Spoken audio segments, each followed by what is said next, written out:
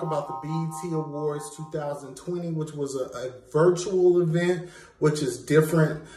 They were the first out the gate to actually have a award show since the pandemic. It was starring as the host, Amanda Seales, who just quit her job on The Real. She's on Insecure, and she does a lot of comedy skits and different things.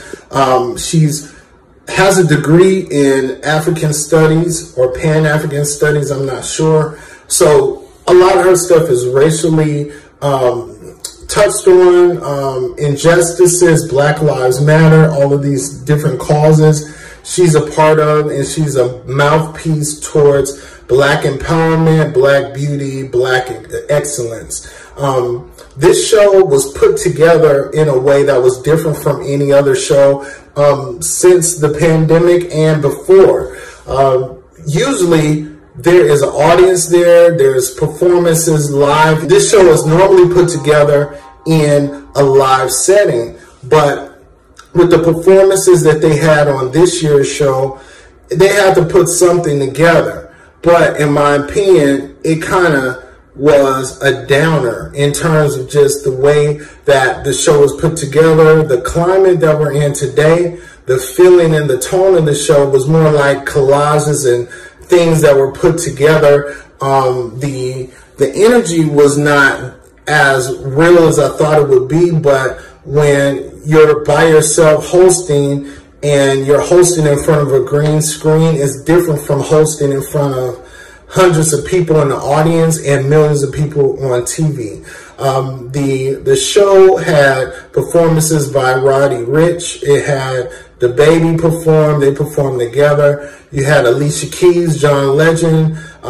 You had Megan Thee Stallion. She did a good performance, but these performances were like kind of like high-class music videos, like a one-off music video. They had mics, and some of them were performing and some of them were just lip syncing to a track. Everything seemed very edited, as an award show that's virtual should be, but I don't know if I enjoyed it. It's almost like I felt like they could have kept that one and they could have went and waited till next year, because to me, you need that energy, you need moments, and I'm glad that Amanda Seales hosted, but it just was not the way that you're used to having it. And it's almost like I'll rather wait till they figure what's going on with this pandemic and then go back to scheduled programming. I think they need to bring Monique back as a host. That would be great to see Monique as a host, or Chris Rock, or somebody that's more of a comedian. Well, Amanda Seales is a comedian, but she's more of a TV comedian. She's not funny like a Monique is on stage as a comedian, but she is funny as an actress. She's a comedic actress where she does skits and things. I did see her stand up, but it wasn't like I was blown away by it. I'm more impressed with her just speaking her mind about issues, dealing with Black people. I like her when she does that, to me. But you can't have a whole show like that because it creates such a serious tone. I did enjoy the mashup of Public Enemy. I did enjoy their performance, and that was the perfect song for this time. But overall, the show had its good moments in terms of just, it was interesting seeing a virtual show, but it does leave you with a lot to be desired. It really does. They had a lot of interviews, a lot of clips, a lot of different in-between things going on, history, Black history. They did a tribute to Little Richard, which was done by Wayne Brady. They've done in memoriam of different people that have died in the industry.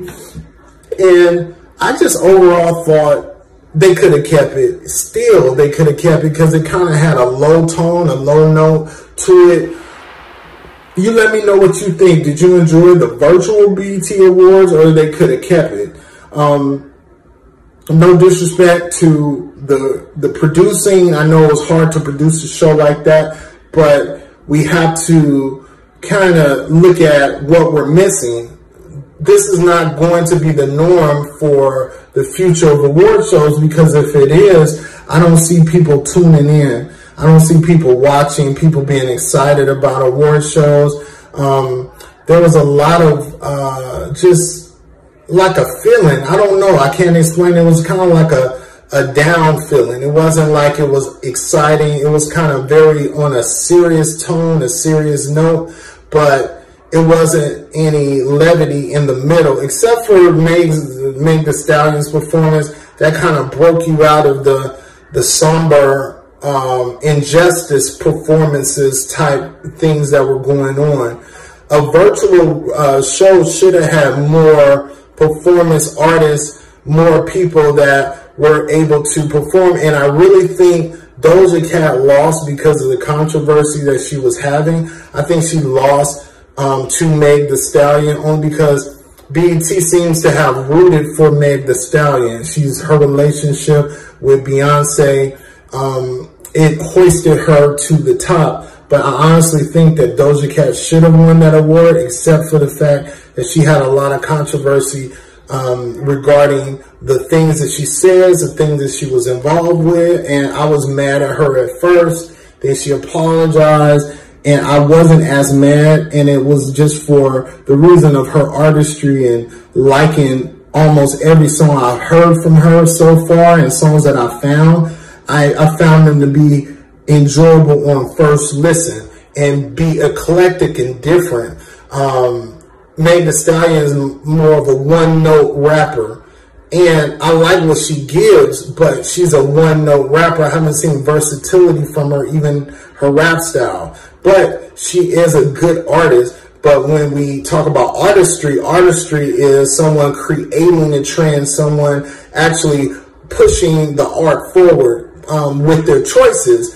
And as far as female rap is concerned, once I saw the Rules video, Doja Cat could do no wrong in my eyes after I seen how she spit in that, how she switched the verses up, and how passionate she was on the track. That's a standout track. So I suggest you look at the Rules video. Actually, I'm gonna have it pinned at the bottom on the description. Okay, my name's Darrell. Tell me what you think about the virtual BET Awards hosted by Amanda Seales, and we'll talk about it in the comments. You let me know. Also, I have a book called The Brown Paper Bag Boys and the Colorism Experiment, and Scare of the Lights book series that is available on Amazon, Barnes & Noble, and many online retailers. You can also check me out at scareofthelight.com, and I will keep you posted on any future books and different things that I'm doing. Talk to you later. Peace. Oh, don't forget to hit like and subscribe. All right, peace.